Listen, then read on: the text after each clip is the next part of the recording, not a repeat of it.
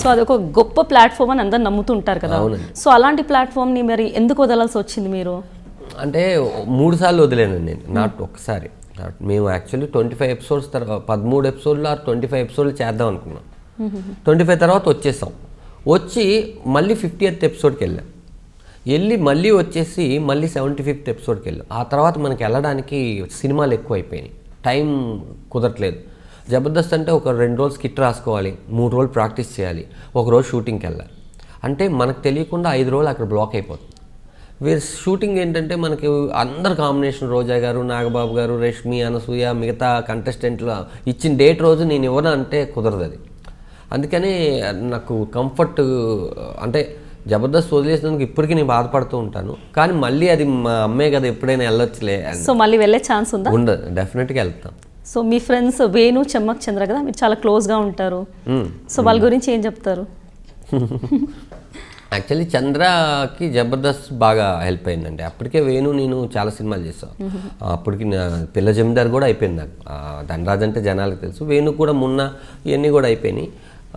ఇది స్టార్ట్ చేసినప్పుడు యాక్చువల్లీ నన్ను అడిగారు అనమాట, జబర్దస్త్ కార్యక్రమం ఒకటి చేయబోతున్నాము, నువ్వే కొంచెం సెట్ చేయాలి అంటే, అప్పుడు వేణు, నేను, చంటి, అదృష్ట రఘు, చంద్ర నేనే మాట్లాడి, అందరికి రెమ్యునేషన్స్ కూడా నేనే మాట్లాడి అలా స్టార్ట్ చేశాను అనమాట. సో చెమ్మక్ చంద్ర గారు అప్పుడు ఎంట్రీ ఇచ్చాక ఫ్రెండ్ అయ్యారా? ముందు కాదా? ముందు ఇన్స్టిట్యూట్ ఫ్రెండ్ నాకు. నేను ఇన్స్టిట్యూట్లో ఉన్నప్పుడు ఆడ ఫ్రెండ్ అనమాట.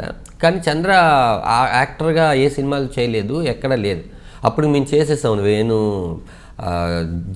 జై అనే సినిమాలో వేణు నాకు పరిచయం అయ్యాడు. అక్కడే చంద్ర కూడా వేణుకు పరిచయం అయ్యాడు. నాకు చంద్ర అంతకుముందే తెలుసు. అట్లా మేము కామన్ ఫ్రెండ్స్, ఇప్పుడు బెస్ట్ ఫ్రెండ్స్ అయ్యాం అన్నమాట. స్టిల్ అందరు టచ్లో ఉన్నారా? మాకు ఒక గ్రూప్ ఉందండి, అందరం టచ్లో. సో మెయింటైన్ చేస్తారా ఇప్పుడు? అంటే అందరూ ఏమైపోయిందంటే, ఇది వేణు ఇల్లు, ఇది చంద్రది, ఇది నాది, అలా కుదిరిందండి. సో భలే కలిసి వచ్చిందనమాట, అందరు టచ్లో ఉంటారు. మరి మేమే ఫ్రెండ్స్ కాకుండా మా మిస్సెస్, వేణు వాళ్ళ మిస్సెస్, చంద్ర వాళ్ళ మిస్సెస్, వీళ్ళు కూడా friends. So families get together, openings, అంటే ఎక్కువ షూటింగ్స్ వల్ల మేము ఎక్కువ కలుస్తూ ఉంటాము. వీళ్ళు ఏ సండేనో పిల్లల్ని ఎక్కడికైనా ఇన్నార్బెట్కి తీసుకెళ్ళినప్పుడు, సినిమాకి వెళ్దాం ఏదైనా ప్లాన్ వేసుకున్నప్పుడు అట్లా కలుసు. సో బిగ్ బాస్ కంటెస్టెంట్స్లో ఎవరు మీకు ఎక్కువ నచ్చిన వాళ్ళు? ఒక్కరి పేరు చెప్పండి. శివబాలాజీ, ఆదర్శ్. ఆదర్శ్. సో శివబాలాజీ గారు ఎందుకు గెలిచారు? హరితేజ్ గారు గెలుస్తారని చాలా మంది అనుకున్నారు కదా, ఎనీ రీజన్? లేదండి, శివబాలాజీ గెలుస్తాడు కన్నా నేను అనుకుంది ఆదర్శ్ గెలుస్తాడని. ఎందుకంటే ఆదర్శ్ ఒక 5 ఎపిసోడ్స్, 5 days 10 days నేను ట్రావెల్ చేసిన తర్వాత ఆదర్శ్ మారుతూ కనిపించాడు అనమాట. అంటే నా మార్పు సేమ్, తనకి ఒక కిడ్ ఉన్నాడు, నాకు ఒక కిడ్ పుడుతున్నాడు, మా ఇద్దరు వేవ్ లెన్స్ బాగా కలిసినాయి అక్కడ. అలా మేము ఎక్కువ ట్రావెల్ అయ్యాం.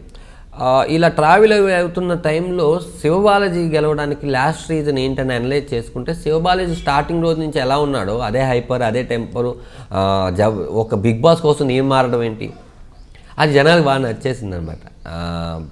అతను ఎలా ఉన్నాడో అలా ఉన్నాడు. హరితేజ ఏంటి అంటే, హరితేజ కూడా అంటే రన్నరప్ పెద్ద 5గురిలో ఉంది కదండి. తను కూడా విన్నర్ అనేది ఒక 2-3 ఓట్లతోనే తేడాతో అయిపోయారు. అందులో లాస్ట్ ఫైనల్ వరకు 70 days ఉన్న గ్రేట్ అసలు. సో ఈ ఫిలిం ఇండస్ట్రీలోకి ఎంటర్ అవ్వాలి అంటే ఒక గాడ్ ఫాదర్ ఉండాలి, అవకాశాలు రావడం అంత ఈజీ కాదు అంటారు. సో మీకు అంత ఈజీగా వచ్చేసిందా, లేదా మీ గాడ్ ఫాదర్ ఎవరైనా ఉన్నారా మీ వెనక? ఎక్కడ ఈజీగా వచ్చిందంటే, నేను వచ్చే ఊరు నుంచి వచ్చేసిన తర్వాత నాకు 4 years పట్టింది కదా. ఈ 4 years మీరు తట్టుకొని ఉండే టైం, మీరు 4 years తట్టుకొని ఉన్నాను కాబట్టి 50 years నుంచి నేను సక్సెస్ అయ్యాను. ఆ తర్వాత మళ్ళీ 3 years గ్యాప్ వచ్చింది జగడంకి జేకి మధ్యలో. ఎవరికైనా సరే కొత్త వాళ్ళు ఏంటంటే అక్కడ ఒక మిస్టేక్ అయిపోతుంది అనమాట. వచ్చి రాగానే హీరో అయిపోదాం, లేకపోతే వచ్చి రాగానే కమెడియన్ అయిపోదాం, వచ్చి రాగానే కుదరదండి. అది కరెక్ట్గా వచ్చే టైంకి వెళ్ళిపోతారు. గాడ్ ఫాదర్ అనేది ఏంటంటే మన టాలెంట్, మన సహనం. మీరు సహనంతో ఉంటే ఏదో ఒక రోజు ఏదైనా సాధించవచ్చు. అప్పుడు లేని ఆపర్చునిటీ ఇప్పుడు చాలా ఉందండి. ఇప్పుడు జబర్దస్త్కి వచ్చేసి తక్కువ సినిమాలు చేసేస్తారు, మాకు అప్పుడు లేదు. యూట్యూబ్లో ఒక వీడియో పెట్టేసుకొని వాళ్ళు ఏం చూపించాలనుకుంటున్నారు ఆడిషను జనాలకు చూపించేసి, ఇది పలానోడు కదా, బాగా చేశాడు కదా అని జనాలకు ముందు తెలిసిపోతే ఆర్టిస్టులు, డైరెక్టర్లు కూడా ఈ అబ్బాయి బాగా చేశాడే అని చెప్పి పిలుస్తున్నారు. మాకు అప్పుడు ఆ ఛాన్స్ లేదు కదా. ఇప్పుడు ఇంకా ఎక్కువ ఛాన్స్ ఉంది. ఇప్పుడు కొన్ని వెబ్ సిరీస్ వచ్చేసినాయి, వెబ్ సిరీస్లో యాక్ట్ చేస్తున్నారు, కొన్ని కామెడీ స్కిట్స్ చేస్తున్నారు. వీళ్ళందరూ కూడా సినిమాలు చేస్తూ బిజీగా ఉన్నారు. కాకపోతే తెలుగు ఇండస్ట్రీలో మనం ఆనందించాల్సిన విషయం ఏంటంటే, ఎంతమంది వచ్చినా ఇక్కడ ఒక ప్లేస్ ఉంది. ఇది ఒక పుష్పక విమానం అనమాట. లేకపోతే ఎన్ని మీకు టాలీవుడ్ ఒక్కటి మాత్రం అన్నీ చూసుకోండి, అన్ని వుడ్లు చూసుకోండి, టాలీవుడ్లో ఉన్నంత కమెడియన్స్ ఇంకెక్కడా లేరు. దగ్గర 150 మంది ఉన్నారు ఇక్కడ కమెడియన్స్, అందరూ వర్క్లో ఉన్నారు. నిజం. సో ఒక 400 తీసుకొని వచ్చిన ఒక అబ్బాయి హైదరాబాద్లో ఎన్నో ప్రాబ్లమ్స్ ఫేస్ చేస్తూ ఇన్ని 4 ఇయర్స్ ఒక చిన్న ఆపర్చునిటీ కోసం ట్రై చేసి 4 ఇయర్స్ పట్టింది అన్నారు. అలాంటి ఒక అబ్బాయి హీరో అవ్వాలనుకొని వచ్చి కమెడియన్ అవ్వడం అనేది మీకు మనసు నొప్పించలేదా? అంటే ఫస్ట్ మనం తెలుసుకోవాలండి ఇక్కడ ఇండస్ట్రీలో మనం దేనికి పనికి వస్తుందో తెలుసుకోవాలి. ఇప్పుడు నా ఆశ ఏంటి, నేను హీరో అవ్వాలి, నా గోల్ నేను హీరో అవ్వాలని కాదు. ఆశ వేరు, గోల్ వేరు. ఆశ దేని మీదైనా పడతాం. నా ఆశ అనిపించినప్పుడు ఏమనిపించింది, ఏకేరో పీకేరో అనే సినిమాలో తాగుబోతు రమేష్ నన్ను కలిపి హీరోగా సినిమా అడిగారు. అది నా ఆశ, చేస్తాను.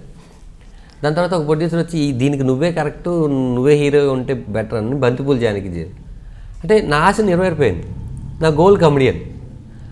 నా గోల్లో లేనిది, నా ఆశ గోల్ కాంది ధనలక్ష్మి తలుపు తడితేలో పొడిచ్చాడు. అంటే నేను ఒక హీరో అవుదామని వచ్చి కమెడియన్ అయ్యి హీరోగా చేసి ఒక సినిమా ప్రొడ్యూస్ చేసుకొని మళ్ళీ కమెడియన్గా సక్సెస్ఫుల్ కమెడియన్గా వెళ్తున్నానంటే ఇది మనం ప్లాన్ చేసుకుంటే అయ్యేది కాదండి. ఎక్కడో రాత నువ్వు ఇది అని ఎక్కడో రాసేస్తుంది. సో మీ బంతిపూల జానకి, దేవిశ్రీ ప్రసాద్ ఈ మూవీస్ రిలీజ్ అయ్యాయి కదా, వాటి రిజల్ట్ని బట్టి మీ ఎలా రెస్పాండ్ అయ్యారు, రియాక్ట్ అయ్యారు? అంటే బేసిక్గా నేను హీరోగా చేసిన సినిమా ఏది సక్సెస్ అవ్వలేదు. చెప్పండి, నేను చాలా పెద్ద ఫ్లాప్ హీరో. అలాగే నేను కమెడియన్గా చేసిన సినిమాలు చాలా సక్సెస్ కాలేదు. కానీ నేను చేసిన క్యారెక్టరైజేషన్లో పరుగు బాగా పేరు వచ్చింది. దాని తర్వాత జగడం సినిమా ఆడకపోయినా నాకు బాగా పేరు వచ్చింది. పిల్ల జమీందార్ బాగా పేరు వచ్చింది. భీమిలి కవాడి జట్టు చాలా మంచి పేరు వచ్చింది. గోపిక గోదావరి చాలా మంచి, ఒక సీన్ అయినా గోపాల బాగా పేరు వచ్చింది. మొన్న రాజుగారి గది చాలా అద్భుతమైన పేరు వచ్చింది. అంటే ఇన్ని సినిమాల్లో వికీపీడియాలో 44 ఎంత అంటున్నారు కదా, నా లెక్కలో 100 సినిమాల్లో మీకు ఒక 10 సినిమాలు స్ట్రాంగ్ హిట్ ఉంటే చాలండి, మీ కెరియర్ 10 ఏళ్ళు నడుస్తుంది ఇక్కడ. ఇప్పుడు హీరోగా చేస్తున్న సినిమా దాంట్లో నేను నా క్యారెక్టరైజేషన్లో కమెడియన్గా చేస్తే 5 సీన్లు, హీరోగా చేస్తే 60 సీన్లు, అదే అనుకుంటాను.